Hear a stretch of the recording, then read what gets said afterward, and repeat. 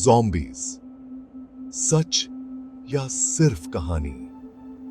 जंगल में हर मोड़ पर खतरा मंडराता है, लेकिन कुछ डर हमारे मन में इतने गहरे बैठे होते हैं कि वो हकीकत से परे होते हैं। ज़ॉम्बीज यानी मरे हुए लोग जो वापस जिंदा हो गए हैं और इंसानों का गोश्त खाने के लिए बेताब हैं। ऐसा ही एक डर है। क्या ये सच में होते हैं या ये सिर्फ कहानियां हैं जो हम रात को डरावनी कहानियों में सुनते हैं? हमें अभी तक इंसानों का गोश्त खाने वाले ज़ॉम्बीज के होने का कोई सबूत नहीं मिला है, लेकिन ज़ॉम्बी का ये विचार हमारे मन में मौत, बीमारी और समाज के टूटने के डर को दर्शाता है। तो चाहे आप एक सर्वाइवलिस्ट हो या शहर में रहने वाले, मेरे साथ आइए और ज़ॉम्बीज के इतिहास, पहचान और सांस्कृतिक प्रभाव को जानने के लिए। ज़ॉम्बी शब्द हेशियन लोक कथाओं से आया है, जिसकी जड़ें वोडू धर्म में गहरी हैं। हेशियन वोडू में एक बोकोर या जादूगर अपनी शक्तिशाली जादू से हाल ही में मरे हुए व्यक्ति की आत्मा को पकड़कर एक ज़ॉम्बी एस्ट्रल बना सकता है। फिर इस आत्मा को एक बोतल में कैद करके सबसे ज्यादा बोली लगाने वाले को बेच दिया जाता है। जिस दुर्भाग्यपूर्ण व्यक्ति की आत्मा को पकड़ा जाता है, उसके बारे में कहा जाता है कि वह कब्र से एक ज़ॉम्बी के रूप में उठेगा, जो अपने पहले वाले व्यक्तित्व का एक खोखला शरीर मात्र होगा, पूरी तरह से बोकोर के नियंत्रण में। इन ज़ॉम्बीज को अक्सर गुलामों की तरह काम करने के लिए इस्तेमाल किया जाता है। उन्हें बागानों में या दूसरे छोटे-मोटे काम करने के लिए मजबूर किया जाता है। कुछ लोगों का मानना है कि असल जिंदगी में भी ज़ॉम्बीज का यही रूप होता है।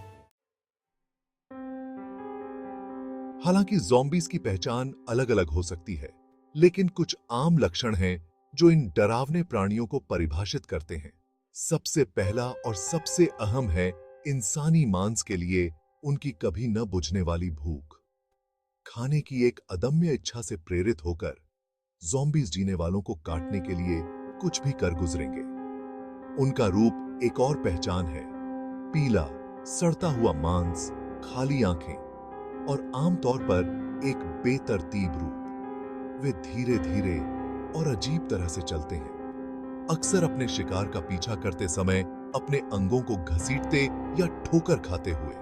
लेकिन उनके धीमेपन से धोखा न खाएं। उनका पीछा करना अद्वितीय होता है। वे दर्द या डर महसूस नहीं करते हैं, जिससे उन्हें रोकना या उनसे तर्क करना मुश्किल हो जाता है। Section 4, zombie survival 101। Zombie apocalypse में बचने के लिए तैयारी करना और यह जानना जरूरी है कि जब मरे हुए लोग उठने लगें तो क्या करना चाहिए। बचने का पहला नियम है एक योजना बनाना। आप कहां जाएंगे? आप किसके साथ टीम बनाएंगे? आपको किन चीजों की जरूरत होगी? इन चीजों के बारे में अभी सोचना, जब दुनिया अभी भी सामान्य है, आपको समय आने पर एक महत्वपूर्ण फायदा देगा। इसके बाद आपको एक सुरक्षित स्थान सुरक्षित करना होगा। ऐसी जगह की तलाश करें जिसकी रक्षा करना आसान हो, जहां से बचने के लिए कई रास्ते हों। दरवाजों और खिड़कियों को मजबूत करें और परिधि के चारों ओर जाल बिछाने पर विचार करें। याद रखें, ज़ॉम्बीज बेहद जिद्दी होते हैं, इसलिए आपकी सुरक्षा मजबूत होनी चाहिए। एक बार जब आपके पास एक सुरक्षित स्थान हो, तो आपको सामान इकट्ठा करना होगा। भोजन, पानी, प्राथमिक उपचार, किट, हथियार और संचार उपकरण सभी आवश्यक हैं। सभी मौसम की स्थिति के लिए पैक करना न भूलें और संसाधनों की तलाश के लिए तैयार रहें। एक ज़ॉम्बी अपोकलिप्स में साधन संपन्नता महत्वपूर्ण है। Section 5, night of the living dead, A cinematic milestone. Zombies के बारे में कोई भी चर्चा जॉर्ज ए रोमेरो की 1961 की बेहतरीन film night of the living dead का उल्लेख किए बिना पूरी नहीं हो सकती। इस कम बजट वाली डरावनी कृति ने ज़ॉम्बी शैली को फिर से परिभाषित किया, मांस खाने वाले भूतों की अवधारणा को पेश किया और अनगिनत ज़ॉम्बी फिल्मों के लिए आधार तैयार किया। Night of the living dead अजनबियों के एक समूह का अनुसरण करती है जो खुद को एक फार्म हाउस में फंसा हुआ पाते हैं, जो मरे हुए लोगों की बढ़ती भीड़ से घिरा हुआ है।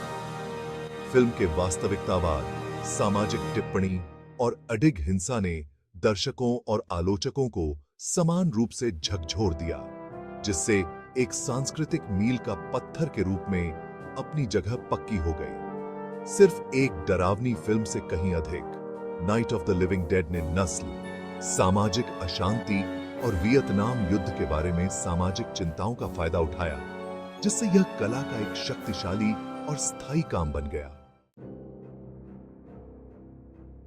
Section 6 resident evil A gaming legacy. Cinema के पर्दे से लेकर वीडियो गेम की दुनिया तक ज़ॉम्बीज़ लोकप्रिय संस्कृति का एक महत्वपूर्ण हिस्सा बन गए हैं और किसी भी गेम फ्रेंचाइजी का ज़ॉम्बी शैली पर रेजिडेंट ईविल से बड़ा प्रभाव नहीं पड़ा है।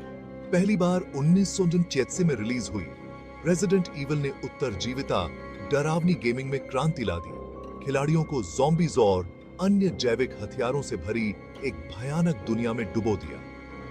खेल की सफलता ने कई सीक्वल, स्पिन ऑफ और रीमेक को जन्म दिया, जिससे अब तक के सबसे प्रभावशाली वीडियो गेम फ्रेंचाइजी में से एक के रूप में अपनी जगह पक्की हो गई। एक्शन, हॉरर और पहेली को सुलझाने के मिश्रण के साथ रेजिडेंट ईविल ने ज़ॉम्बी खेलों के लिए एक नया मानक स्थापित किया और आज भी शैली को प्रभावित करता है।